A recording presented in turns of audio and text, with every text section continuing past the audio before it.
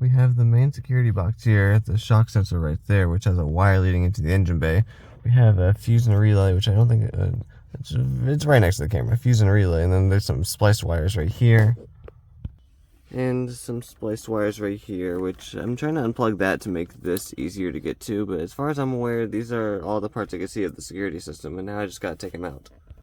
The one thing I didn't realize is that this connector here was actually part of this harness, which is interesting to me, but still, the splicing here is kind of crazy. There's 6 of them, so I think I could just pull the tabs out of the things and be alright, but if I have to crimp the wires together again, I can. That's not an issue, but like, this is just a mess.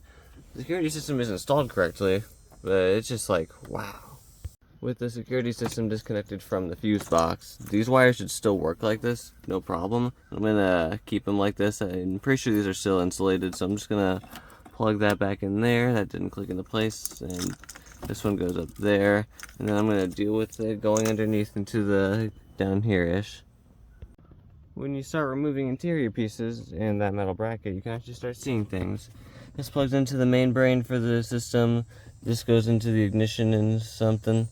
Then there's the cords that go to the fuse box. I don't know what that's for. That's an OEM thing. I have to figure out what that's for still. And then I just gotta disconnect all that up there and I should be good. Well, now I'm confused because like this looks aftermarket, especially with the huge wires, but this plugs into the ignition directly, and there's nothing extra plugged. There's this hanging around. I don't know where that goes. What? There's no way this can be factory because these wires are all spliced in there, and I don't think they do that by factory. And what?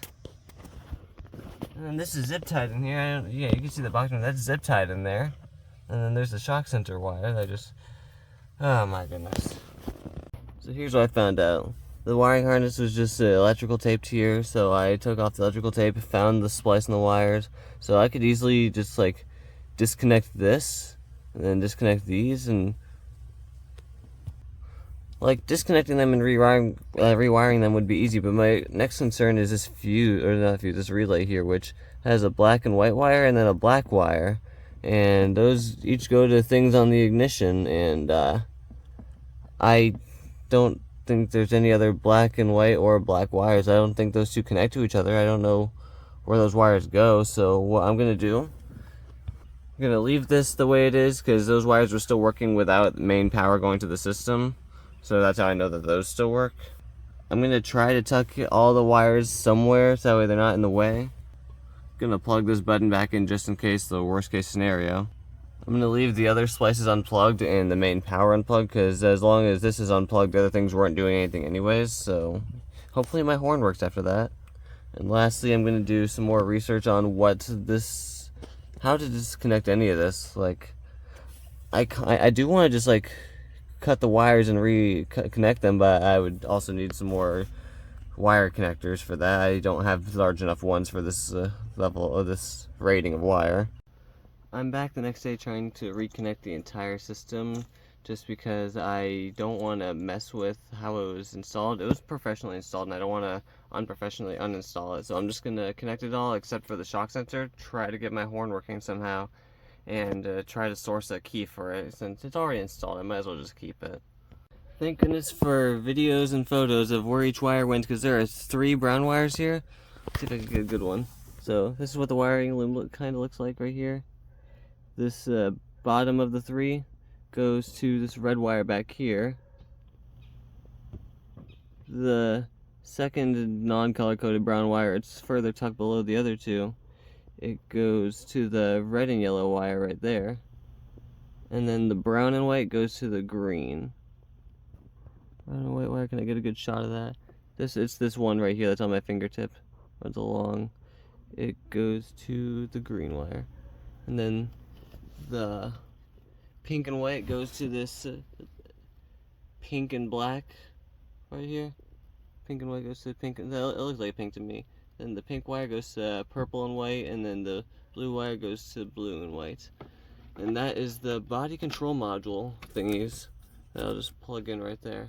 I have to click that in place still. I got it hooked up down there. I got the 2 wires hooked up right up here, and then I plugged in the main thing. What I did not do is plug in the shock sensor, and I also have the horn fuse undone because I want to make sure it all works. I can start my car, and then I got to diagnose my horn. It's back to normal. This is flashing. Let me get my keys. Put the key in the ignition, set to on. Do that. There we go. Now the alarm system works again. I plugged everything in correctly, and now I just gotta figure out how to deal with the alarm system with this key. Oh wait, because the horn's unplugged. Alarm system is in there. Battery's on the terminal. Haven't tightened it yet. If I were to take the battery off and then on while the horn fuse is in there, the horn just goes crazy along with the entire system. So I gotta be careful doing that. At the same time, with all that touch, the horn doesn't work on its own. That's my main concern. The security system, it's fine. I wish I could get a higher quality one, but like I just can't get the relay's fine. Like the relay, the fuse, the battery terminal, the horn will go off if I take that negative terminal off. I promise you.